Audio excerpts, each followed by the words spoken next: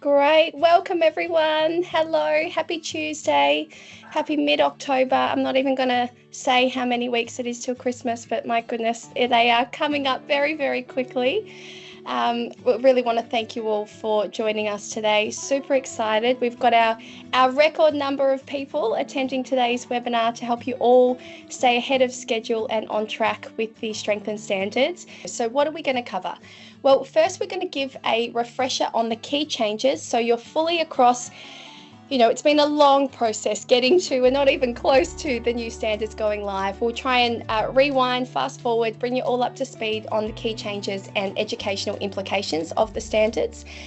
We'll then spend some time looking at how you can truly understand the new audit model, the new regulatory framework, and that'll really, we hope, help to mitigate some compliance risk that is always present when we're moving to a new audit system. We're going to recap on the training requirements that stem from the new standards and finish with a spotlight on Outcome 2.9. That's really getting into the heart of workforce development, and there's a lot here for those of you that work in L&D, HR, people and culture, and I think it's a really important outcome that we focus on.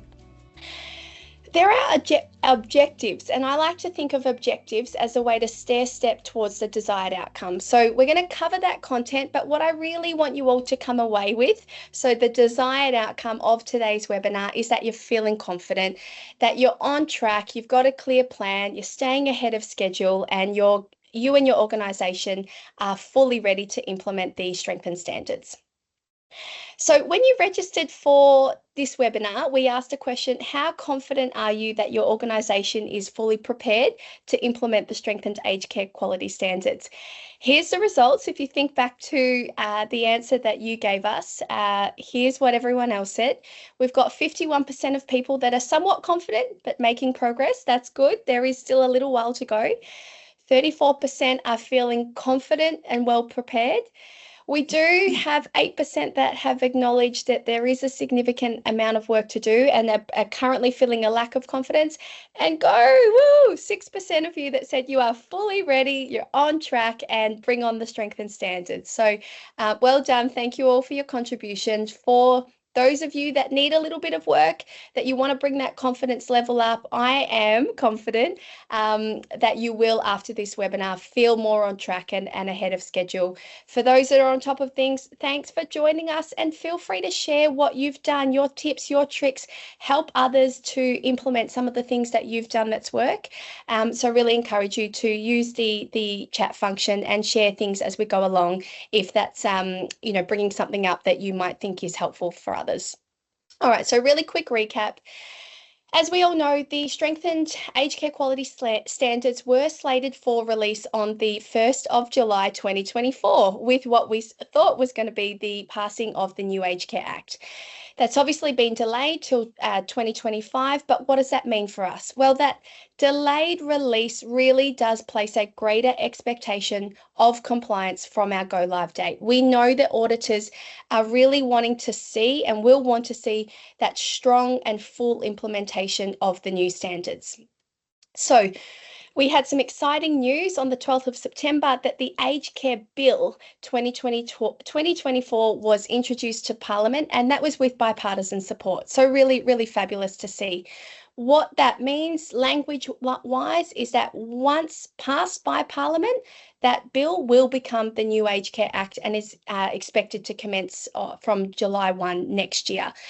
You'll get all of the references and resources when we send out the recording, including a PDF of them. And this next reference really is, I think it's about a 6-page fact sheet, and it's the best summary that I've found so far on the Aged Care Act, the key changes, implications of what it means. So today just is a refresher. I'm not going to spend too much time going through every element of the bill that will become the new act, but encourage you, if you want to bring yourself up to speed on some of those nuances of this big change, then you'll have the reference there available. But in short, the bill responds to about 60 recommendations from the Royal Commission. 2 key elements are a statement of rights for older people and a statement of principles. So that applies to us, how we will behave, what decisions we will make in line with the statement of rights for older people. Essentially, though, what is it? It's introducing law to make sure that aged care is safe and that people are treated with respect and have a very good quality of life. We know that this bill that will become the Act is a culmination of an unprecedented amount of reform over the past 2.5 years. You will have felt it since the final report was released and the government confirmed its responses to every single one of those recommendations. A really considerable number of changes have been made to the sector, and it's honestly a rate of change that I haven't seen in the acute care sector. The intense focus is on embedding high quality care into aged care. I'm not going to read out all of the different domains and areas that we've seen reform across, but it is vast. We've seen it, across governance, clinical care, staffing, the actual regulatory model, and of course, the financial stewardship. So if you're all feeling like we've, had a really fast moving train that rarely slows down, this is the reality that there has been an unprecedented amount of change and reform. The result of this intense focus on embedding high quality care into aged care, so within the standards, within the acts, is from our analysis 142 specific references to clinical and care-based skills or areas of risk. So, that is vast. It is a lot. The educational implications are really big. And 75 of those identified training requirements alone stem from Standard 5. So Standard 5 was written by the hospital regulator, so the Australian Commission on Safety and Quality in Healthcare, in conjunction with the aged care regulator. So we're really seeing a lot of rigour on embedding high quality care, and particularly within Standard 5. I'm an optimist, so how do I see this? I see it as an opportunity. We really do have a genuine opportunity right now to improve care. And I like to think of education as a really powerful vehicle to translate that regulation, that act, that bill that becomes an act, and all of that reform. Education and training is a way that we can take that and translate that into practice.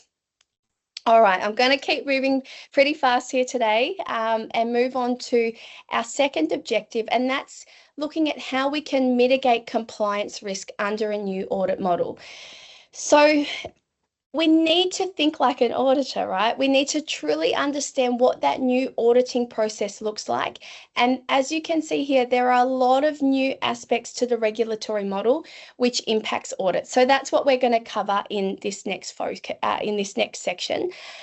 But I do want to pause for a moment just before we get stuck into the nitty-gritty of the new audit methodology. I want to stay high up, and I want you to just take 10 seconds or so, think of it like almost an audit pulse check. And that is, at a high level, give yourself, your organisation, a score of 1 to 10.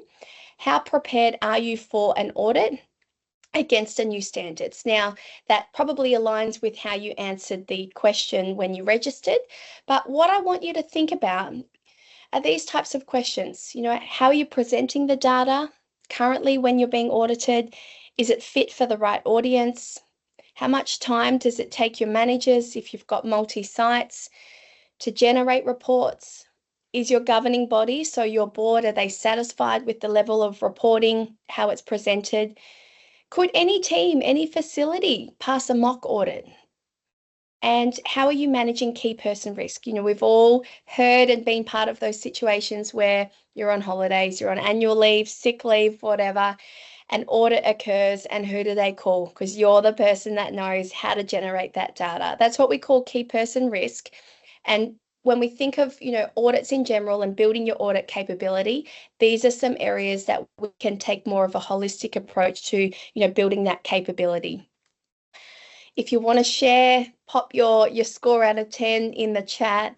Be proud if you're sitting at an 8, 9, 10 out of 10. And, if you're on that lower side, good on you. Great work for identifying it. And, maybe that's something along with the implementation of the new standards that can be an area of focus for you over the next few months. Okay, though, I'll leave that with you for a little ponder. We're going to look at registration categories. So this is a new change associated with the regulatory model.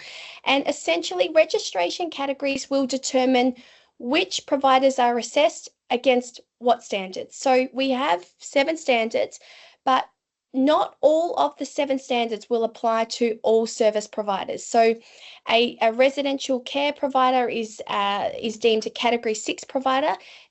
For those of you that sit there, you will be assessed against all of the 7 quality standards, but based on the other service types that, home care that are delivered, or subacute respite care, will determine which standards you're assessed against. So the latest update from the Commission is that you really should have had communication between July and September this year to help you identify what registration category you sit in.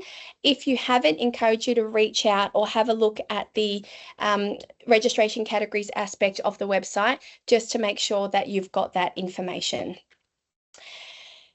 Looking at the structure of the standard, because even at the most basic level, how is the standard documented within the standards, we've seen some changes. So every standard has 4 key elements: intent, expectation statement, and elements which contain outcomes, which contain an outcome statement and an action. So if we start with the intent, that's the blue slice of our pie there, that really describes the provider responsibilities. What meeting the standard involves? What does success look like? The expectation statement is really where we hear the voice of the older person. What exactly do they expect to receive? And our outcomes are our enforceable elements. So that's what's audited, and we'll look at that in a little bit more detail. But as you can see, the outcomes contain an outcome statement and actions. So an outcome statement, that's the blue box highlighted on your screen, is what you will be assessed against. It's very explicit in nature. So it really is stating exactly what you need to know, be able to do, show, or demonstrate. And so for that category 6 provider, so providing residential care, you've got 33 outcomes that you'll be assessed against. Actions, think of these as more practical in nature. They're the step-by-step. They're how you might demonstrate the achievement of an outcome. They often reference the need for implementing a system, having an effective process in place, and they are useful in terms of assessing what activities you're doing and maybe what you're not doing, forming a little bit of a checklist for how we might improve things. The way I like to visualize this, again, is that our actions stair-step towards achieving the desired outcomes, which is conformance with the standard. I've used a new term here, and that is another change that we're seeing with our new audit grading terminology. So conformance essentially replaces the word compliance. We're not in the new regulatory model seeing, mention of compliance with the standards. We're seeing conformance. For gradings, exceeding my understanding from the reading that I've undertaken, which has been vast, is that it will be conformance with every standard. Whereas conformance, the blue grading that you see, is that providers can demonstrate that for an outcome, an effective system or process has been established, implemented, and is reviewed continuously. So at a high level, as I said, my understanding from the new audit methodology is that an overall exceeding grading would require perfect responses from the assessment of the 33 outcomes if you're a category 6 provider. So you're assessed against the outcomes. So theoretically, you've got an opportunity to be graded as conformant, minor non-conformant, major non-conformance against each of those outcomes. If you look at minor non-conformance and the guide to it, what it's saying is that, look, there is a gap, but it's once off and it's low risk, and you might have actually raised it yourself. You're aware of it. It's not an unknown. Whereas our major non-conformance, what that looks like is more than one gaps. We're frequently seeing gaps. They have a significant impact. they're not easily or quickly rectified. There's a lot of work, a lot of process, a lot of system improvement that needs to take place, and they may not be known to the provider. So that's what's going to separate your major and your minor non-conformance. Oh, there we go. Apologies. I've got a couple of transitions there. Moving along though, we also have, so we've got a new model, we've got registration categories, we've got new terminology, and we have a new 3-phase audit process. The interesting element of this new process is that every audit starts with an RFI, so a request for information. So that's an exciting change. It takes a little bit of the pressure off, I guess, from a spot audit perspective. You will be given notice in the form of an RFI being sent under the new audit methodology that it's due for an audit. So what this document is, it describes everything that I'm going through, and it lists exactly what documents will be requested during that RFI. This is for a Category 6 provider, but the other categories have a similar document. The great thing about this document, which I highly recommend reading, is that it honestly gives examples of what that required information, that document or that record looks at the provider level.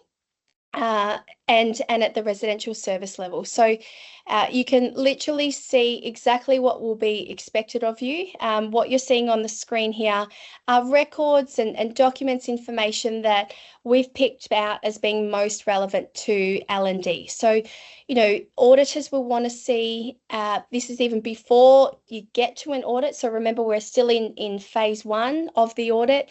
The documents that you'll need to send through is evidence workforce planning. Do you have the right mix of qualifications, skills and experience? Workforce competency, training, results of audits, reviews, how you're, monitoring worker qualifications, for instance. What is the process or system in place for that? And of course, the pre-audit preparation tool, which I'll show you in a moment. It also, in this document, as I said, have a read of it, because we're not even at the audit yet. We're in the RFI phase, but it stipulates at the home or facility level, so at your service level, what they might need to provide and how that differs from, let's say, your head office, continuous improvement plan, any survey or results. Everything is really clearly laid out to help you be as prepared as possible. I mentioned the pre-audit preparation tool. So this is where you'll actually demonstrate conformance with an outcome.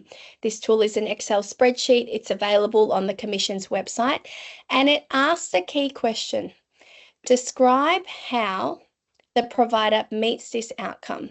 So what you're seeing here is the actual document that goes through each of those outcomes. It includes the actions that you might reference, reflect on, and how you're meeting that outcome. So put simply, it's really critical that we know, we understand what actions we're currently doing that relate to the outcome, but that more importantly, we can describe how we are achieving the specific outcome. So, key takeaway is that it's the outcome, there's 33 of them, that we will need to be able to reflect and document and provide evidence on that is how we are meeting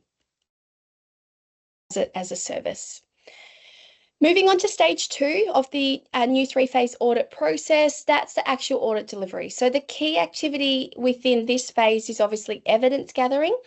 It occurs on site, but also desktop as well. So you may expect, Zoom calls, Teams meetings, emails back and forth during this phase to help gather that evidence. What evidence will actually be collected by auditors during an audit? Amazing. Ta-da, here we go. We have the evidence mapping framework document, and this document literally stipulates what questions an auditor will ask during this evidence gathering process. So what will occur on site and what will occur via desktop. Within the document, the evidence categories are again further listed at the provider or the governing body level, and then at the service level as well. So it explains what they will be requesting in terms of documents, records, governing body feedback, management feedback, third party observations, care outcomes. It is the auditor's tool. It's designed to help the auditors transition to a new model, and it's essential reading. So really, really encourage you to have a look at the evidence mapping framework document. What I will highlight though is that within this document, there are 61 instances of evidence that will be requested that auditors are instructed to request relating to training and education. So it really is critical to acknowledge that training and education play a huge role in implementing the strengthened standards. I'm aware I'm racing through some core things here that might be new to you if you haven't already attended some of our webinars. This is a catch up and keep you up to date, but really encourage you to scan the QR code. The 4 previous webinars that we've run that go through this in much more detail are still available as recordings, and it was webinar 2 where we explained the audit process in more detail. So check it out, and as I said, we'll be sending through all of the references and resources at the end of today. Okay, though, moving on to part 3, new training requirements. And again, disclaimer, we covered this in webinar 3 and 4. So I am really going to try and summarize, what the process was that we undertook to be able to confidently say what these new training requirements are and what the implications are for you. So we took a really systematic approach. We, as we all were under the impression that July 1, 2024 was going to be our go live date. So we started work back, I think it was November or October even 2023. We were ready. We were ready for the new standards to go live. We had a long roadmap, detailed plan across all aspects of our business, clinical governance, software, our customers, and worked really closely with providers to support for a July 1 rollout this year. We all breathed a sigh of relief that we had a little bit more time, but I want to highlight one of the core parts of our process. And it was to conduct our own gap analysis. So that's best practice, right? You conduct a training needs assessment, you conduct an analysis to understand, well, where are your gaps? So we did this. Back in, I think it was October or November, as I said, we literally went through line by line of the new standards to identify what are the educational implications. In this new regulation, where are the mentions for the need for training and education? We did that so that we could be prepared, so that we could have all of the items in our content library that needed updating to be updated, and also to help us identify, well, what's new? What's new within the new standards that we also need to create new education on? We started to share it with some of the providers that we work really closely with to help them, and it became apparent that it was really, really useful. We had the team, jazz up these beautiful spreadsheets, and it went on to be really critical and we hope and know really helpful for organizations to identify the specific areas that you needed to focus on. So I know most of you that we work closely with have completed the gap analysis, but if you're new or watching the recording, reach out to me directly, Zoe, Z-O-E, @ausmed.com.au.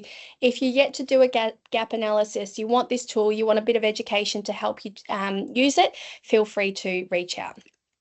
So it was off the back of this process, largely the gap analysis, that we obtained a formal breakdown of all of the new identified training requirements from the strengthened standards. So from the 190 or so action items within the standards, there was, as I said, 142 specific references to care or clinical-based skills, and 75 of them, a huge chunk, sat within Standard 5, clinical care. From there, we took a really consistent approach, broken into 3 parts to say, okay, what do we do with them? We reviewed every outcome, standards 1 to 7, and we tried to understand what's the risk. And we did focus on only high or moderate areas of risk and asked ourselves, how would we need to meet this outcome? Is education needed? or is another strategy appropriate? If education is needed, then what is the corresponding primary AusMed module? And honestly, I'm proud to say to you that we're not doing this as an activity to say, all right, let's drum up business with learning. There were many, many opportunities where we say, learning, that's not going to achieve this outcome.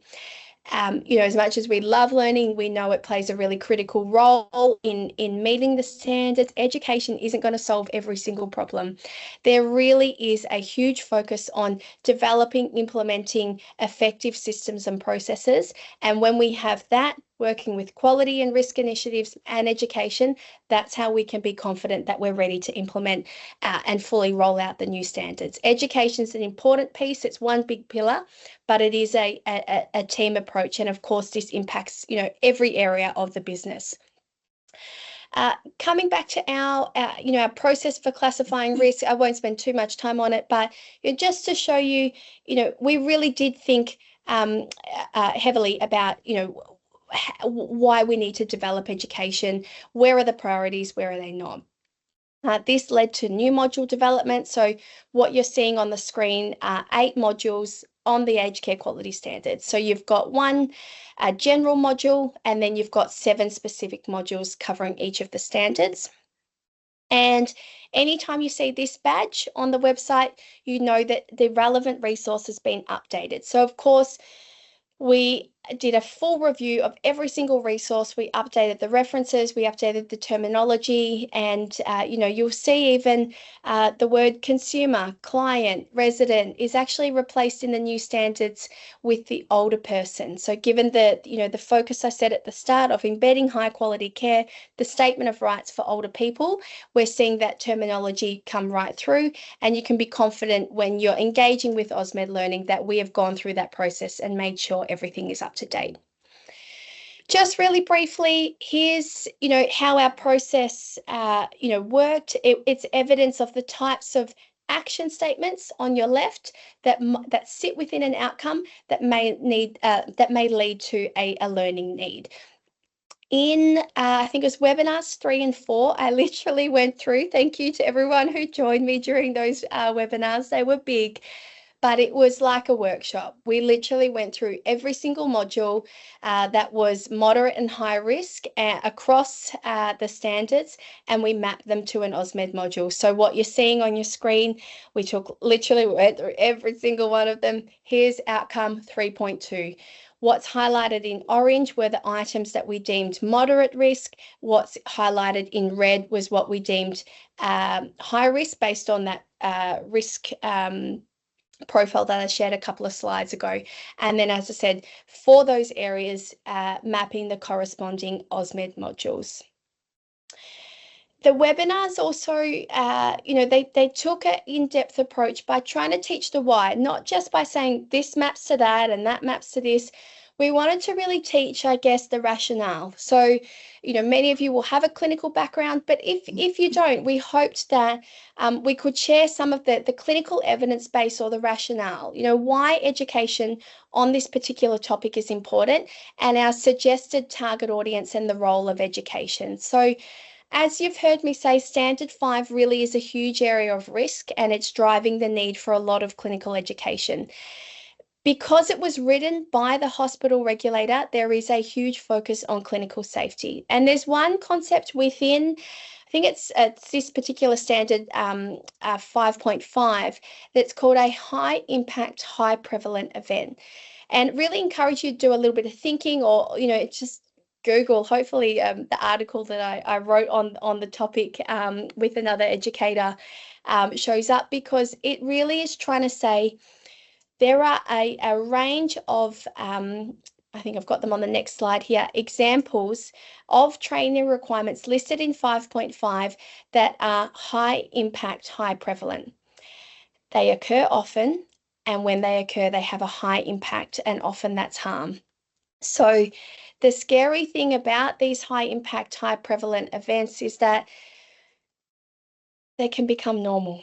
We can walk past them, we can accept them. The normalization of these events is sadly common because they happen a lot, but they shouldn't happen. And we know education can play a big part when working alongside our quality and our risk management teams, we can prevent these high impact, high prevalent events from happening, and that can reduce harm and improve the quality of care. So really we want to stress that, from within Standard 5, there are many clinical issues. You may have read a risk report about them today, or a complaint about one of these items yesterday, or you see something on your screen that is something that you want to focus on. Great. Prioritize these through that partnership of quality and education initiatives, because we really want to try and prevent these high impact, high prevalent events that you're seeing here. So key message, if I haven't adequately conveyed it, I will, disclaimer, there's a picture coming up, but a picture does tell 1,000 words, right? What you're seeing is the impact of good education. We can prevent a stage 1 mild redness, pressure injury or pressure area, getting to a stage 4 full thickness tissue loss. In the process, we can save $49,569 as well. So clinical education and quality initiatives, they reduce harm. This improves care. This is good for the people within your organisation and your bottom line.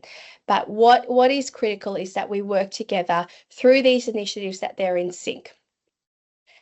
Now, we understand that, the educational implications of the standards are vast, and the new training needs associated with the standards, are a lot for an organisation to try and meet.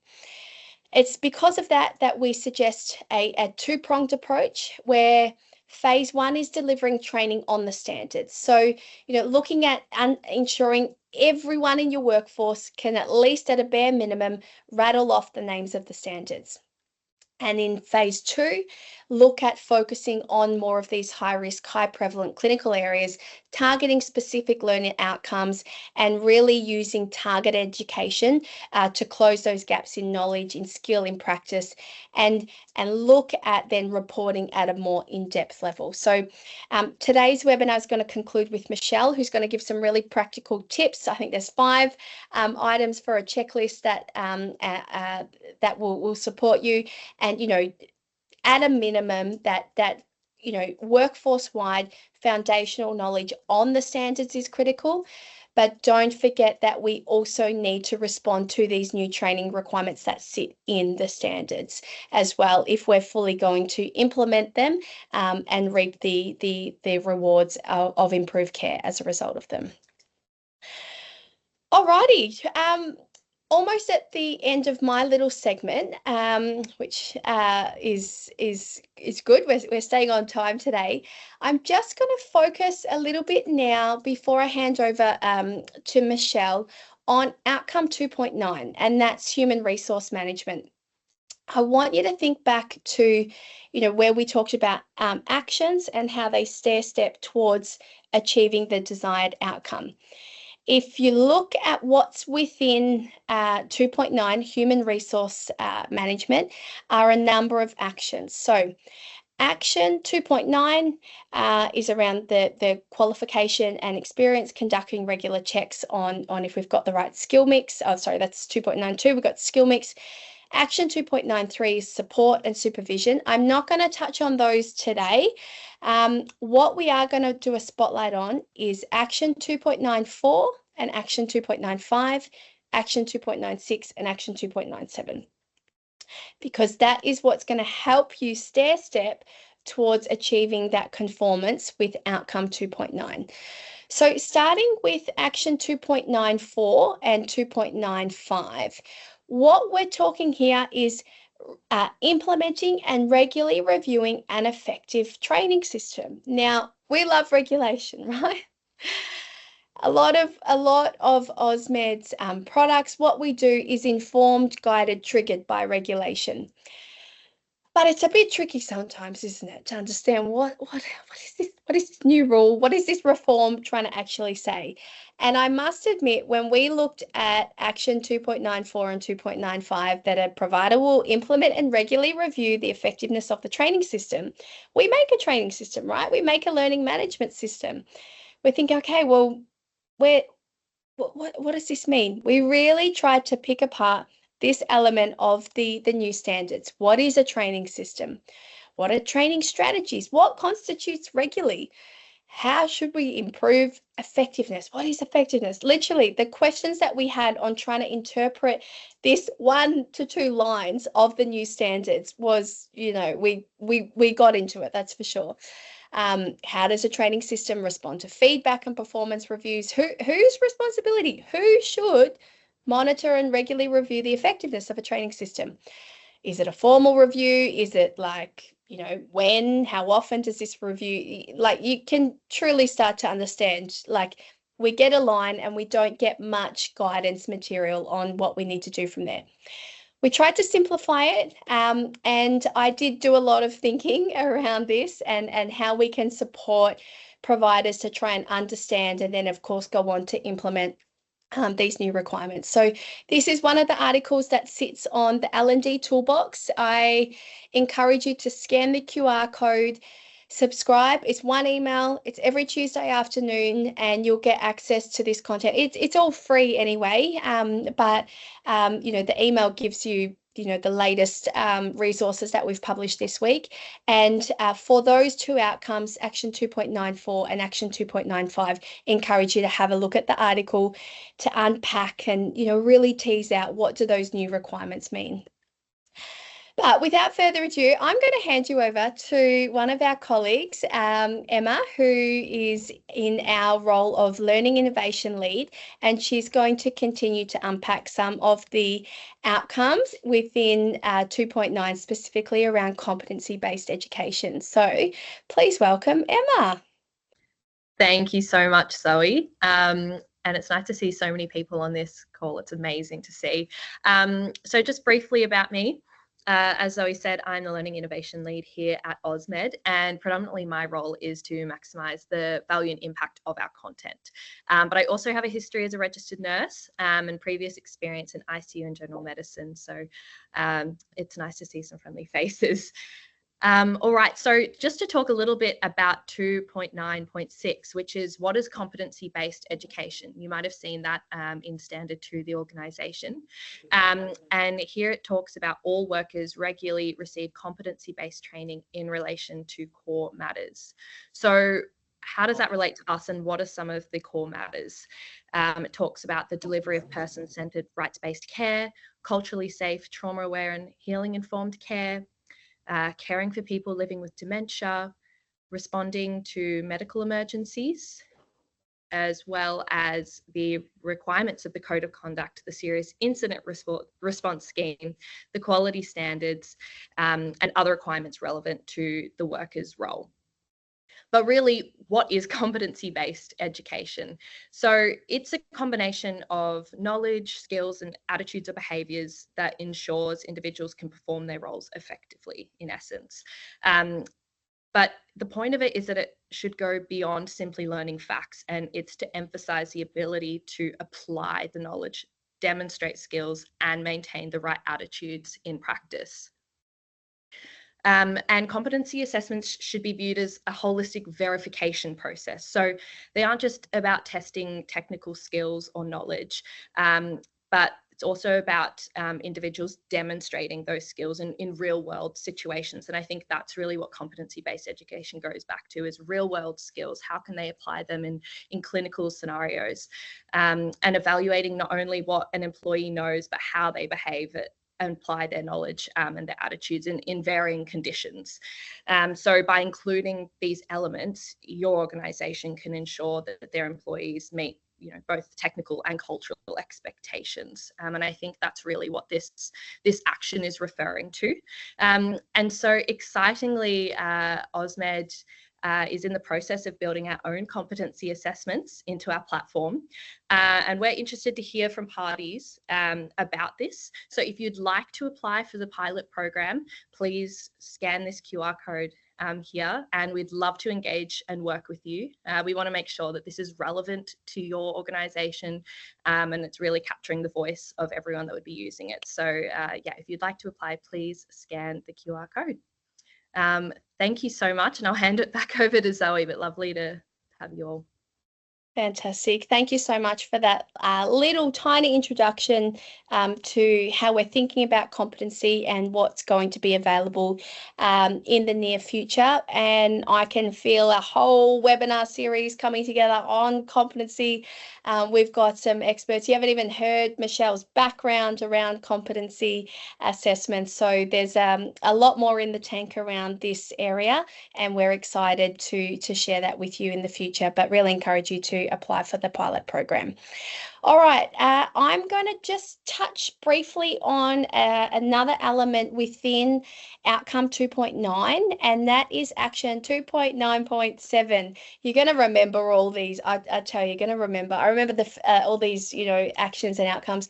When we first went through our accreditation process, I was a little baby nurse back then, and I was supporting our team to achieve accreditation.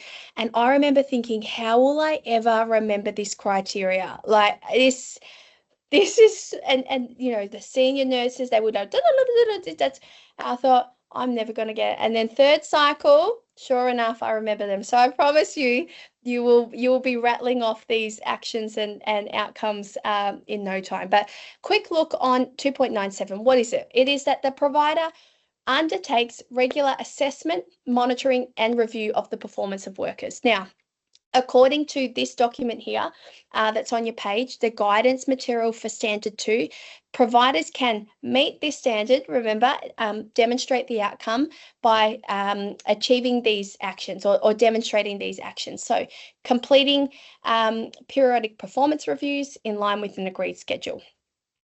Workers are fairly assessed based on feedback provided by older people, other workers, supervisors, and people that they work with. So feedback from a number of different sources. And workers are provided with support in areas identified for improvement in the training needs analysis as part of the training system.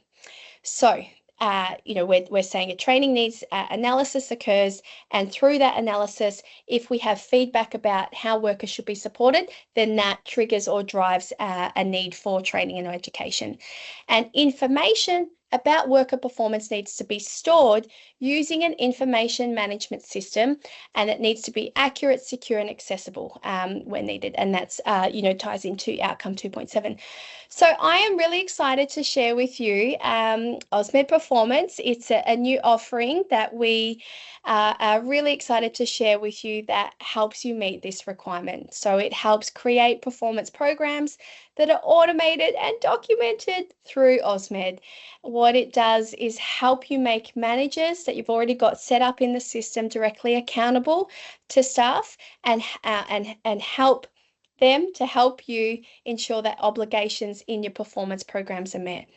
And it is really just an easy way to add, track goals and feedback against standards and any workforce capability frameworks that you have. So really excited to share that one with you today. Again, if you're interested in hearing more, scan the QR code, join the wait list. We're really excited. We'll share the link in the chat as well, but excited to hear from providers that might be interested in joining our wait list. But I'm going to swiftly move on to the fabulous Michelle, who I'm really, really pleased we can have on today. Michelle is our Chief People Officer here at AusMed. She's got an interesting passion, but I'll hand over to you, Michelle, to introduce yourself. I just got a job change, actually. I'm not the Chief People Officer at all, everybody. Oh my gosh, you're not. But that's okay, because I also am passionate about Zoe. That is true. That is more true than being the people officer. It's okay. Also, Zoe, you said that I'm fluent in speaking smack to CEOs. Yeah, you're on fire today. Actually, that was a trick. I added the smack word in there. You cheeky Michelle's fiddling with the slides. I am obsessed with milk chocolate, and Zoe had put chocolate in there. And the fact is, I'm not obsessed with all chocolate. I am a very grassroots girl. It's got to be Cadbury, 1.5 glasses, full cream dairy milk. Is my favourite. So anyone that's at ACPA, see you next week. Drop off some chocolate my way. Yeah, none of this Aldi 80, 90% stuff. Oh, right? Actually, no, that's right. You were talking about that. But no, I don't mind the Aldi. There's like a raspberry one at the moment. I can do that one. That one's all right. I'm into that. And also, did you know, for those old school people that used to eat Chiquito bars, they have made a Chiquito chocolate block. So I've just smashed 3 blocks of those in the last 3 days. Look out, my ACPA outfits are not going to fit so well, but that's okay because I'm having fun. All right. I was telling Zoe Michelle. that, yeah, I was telling Zoe we had to watch the time, and now I've just rabbited on for ages. So anyway, she's pressing the slide. She's moving me along. I was chatting with Zoe about this. What would I be doing if I was back in the facilities and trying to implement this stuff? And so this is really, you know, Michelle's version of what I would want to smash out in the next 9 months. It's not what you have to do. All right. So let's just be really super clear about that. But really what I would want to do to make sure my organization and my remit under kind of L&D and, you know, like quality and risk was taken care of is something like this. So I want to make sure that my workforce, the entire workforce, has just an understanding of the standards by January. I know it's still 6 months after that. I'm not talking about the intricacies of every module or every standard or how they're going to apply it at the facility level or the manager level. I'm talking about, does my care worker on the floor when I stop them, can they rattle off the new standards and which ones are applicable? Can my home care workers tell me which ones aren't applicable? What do they know about the basics? And I want to know that by January. Zoe, don't rush me. I saved you time. Now let me rabbit on. Sorry, we're trying to dance. We are in sync, everyone. The organisation's totally in sync. Maybe but I jumped the gun on that slide. The slide. Anyway, try and do that by January. If you can get out the general module on the standards by January, get everyone into it. Or maybe that's your January project, a nice simple project for January while people are having holiday. Do that. Next, you can see it anyway. No, 1 back, Zoe. Jeez. Oh, I've got one job right now, don't I? I know. But as the Chief People Officer, I'm going to be reprimanding you later. So, oh gosh. Comprehensive leadership training with assessment. So what I would then do is spend the first quarter of next year getting my leaders into a room together. And I would be making sure they know what we're talking about, know what they need to be doing in applying the standards. Do they have the basic understanding of the standards, how it's changing, what they're going to have to shift and pivot in their leadership space, whatever their departmental remit is. And I want to know that, like at the L&D level, I want to know that they know. So I am going to put some kind of assessment in place. I'm either going to leverage that off an online module, or I'm going to build out some assessment in maybe a face-to-face workshop day or a leadership. Yeah, thank you, Tracy Winters. Not white chocolate though, you're wrong about that, but Chiquito is good. Anyway, make sure they know about it in the leadership space, maybe a leadership workshop that you've already got in the programming, but try and grab a spot in that session. Get your leaders trained and be confident that they know the answers by involving some kind of assessment. Zoe.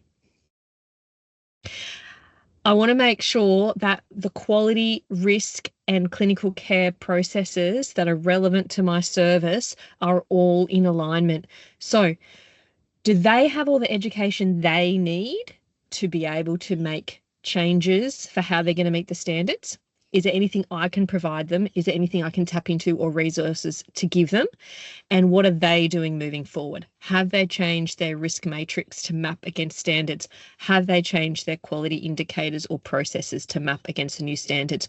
What are we altering in terms of clinical care or documentation so that we can report and map it properly or adequately as well? And what educational information do they need that I can provide them? Or what training plan do I need to put together for that quality, risk and clinical care functional teams to make sure those processes get into play and are mapped towards the standards to be able to deliver? Zoe. I don't know what's happening with the slides today. Anyway, look, I think this is a great idea, and I know time is short, resources are little, and really it takes a lot of energy. But if you could do some kind of workshop or mock audit, like a workshop that has a mock audit in it for your facility managers, or in home care, your functional managers, I think that will be really beneficial. We used to do this in my past, where we ran mock audits, or just pick one standard and play it out, or have people at different tables, and each table has a different standard and one person is the auditor. And what are you pulling together? What resources do you need? Have you mapped this? How are you matching that? The good news in terms of audits is that you are going to get this RFI, but it doesn't really change what you have to pull together. Maybe the auditors aren't going to be there in the room. in the first instance, but you're still going to get this request for information and you've got to collate. So running around and practicing that and working off everyone else's kind of brain doing that. And as, you know, the L&D function or a learning function, or if your quality function, being able to help facilitate that experience and making sure that people can roll that out or practice that is super beneficial. I'd try and do that Q2, but definitely before July. Zoe. Updating training plans in terms of what are you having your workforce and the different levels of your workforce being taught and embedded in your 2025 training plans. What I would do is break this into two functions. If you've got, and I said racks here, so apologies, I'm not trying to dismiss home care. If you've got racks or home care regions or your entire business that is due for a scheduled audit in the first half of 2025, you should know round about where your scheduling is up to. Then keep with existing training plans, making sure your compliance is up to date, and maybe throw in the foundational strengthened aged care standards module at a basic level into your training plan.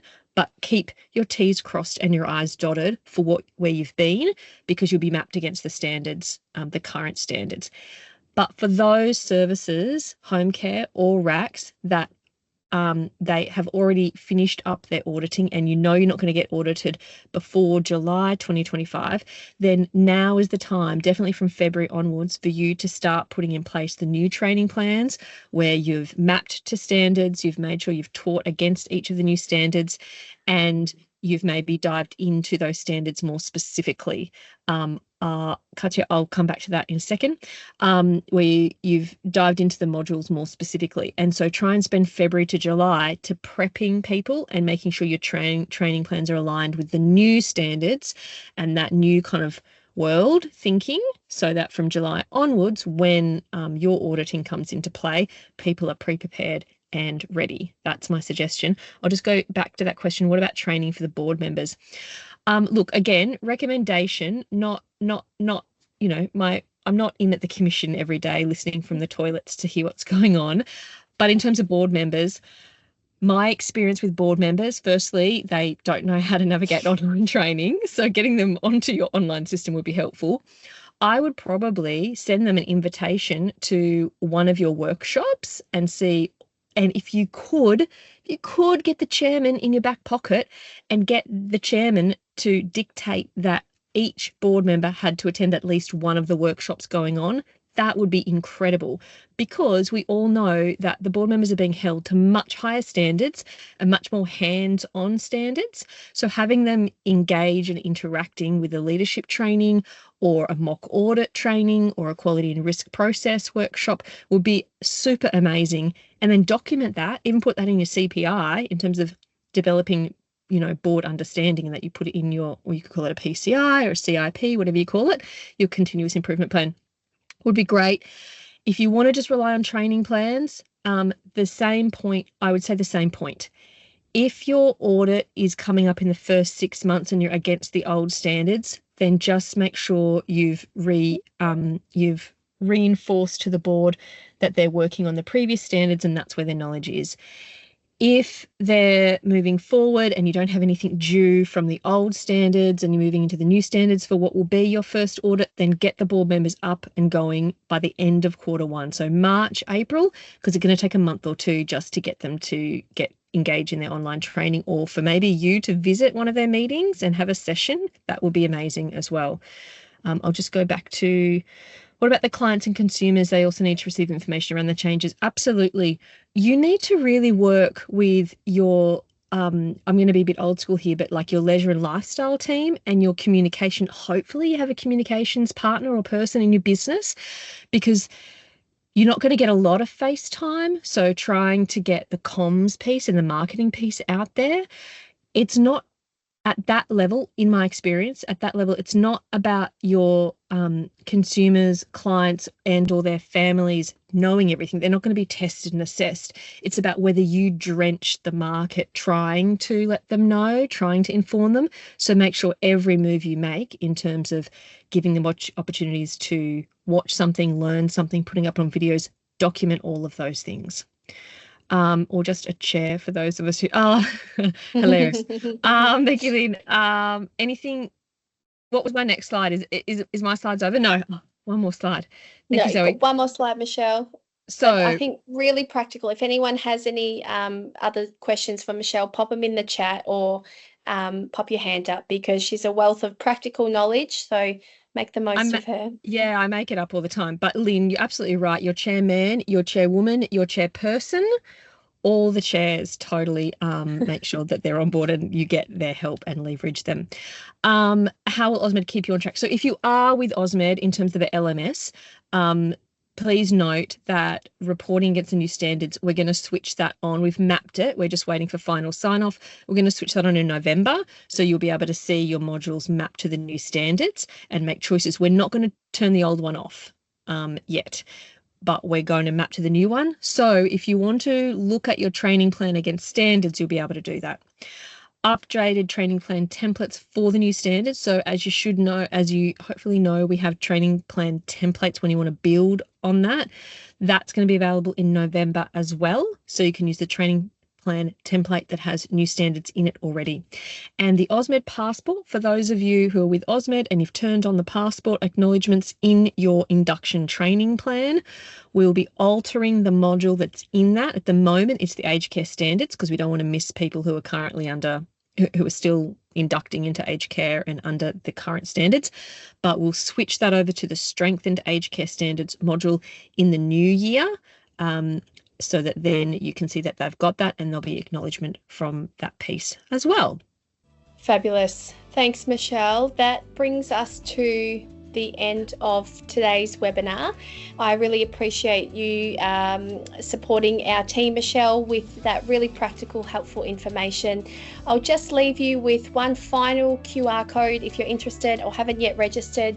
We have a concurrent webinar series running at the moment that is looking at mandatory training. So in 2 weeks' time, we're running a mandatory training webinar. We did a webinar a couple of weeks ago on induction training. I'll leave you with that QR code, and just a reminder, contact us, reach out if there's any way that we can continue to help you and your organisations feel really prepared and on track. Then we appreciate it, and I appreciate your attendance, but are here for you over the next coming few months. So if you've got any final questions, stay on the line. Otherwise, we look forward to seeing you all very soon. Thank you.